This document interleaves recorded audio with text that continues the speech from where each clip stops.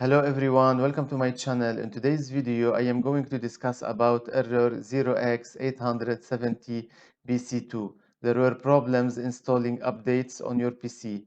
Or another message you might have as well, that updates failed to install. If you've got that error, this is the video for you to get it resolved. So now let's go to the PC and I will guide you how you can resolve it step by step.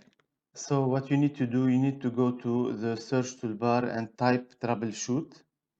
Troubleshoot settings will appear, click on it.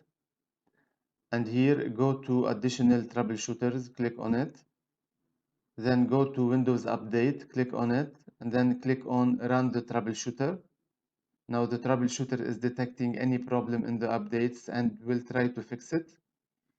Once this is done, close it.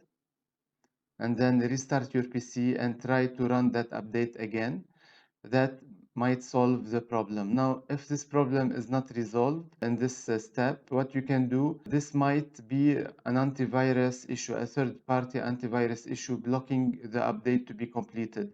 So try to disable that third-party antivirus only for the update time and then enable it again. Try that and see if that error is resolved or not. As a third option, what you can do, if that as well didn't work, go to the search toolbar and type device manager.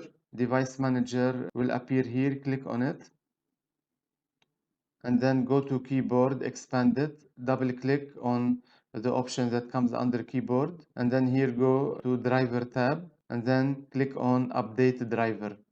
How do you want to search for drivers? Search automatically for drivers, click on that. The best driver for your device are already installed. If you got that message, it means that it's not a driver issue. However, if you've got a message that there is a driver that needs to be either updated or installed, go ahead and do that. Once that's done, try again to run the update that was failing. That will work. With that, I have come to the end of this video. Thank you for watching. Subscribe to my channel to watch upcoming videos. Take care. Goodbye.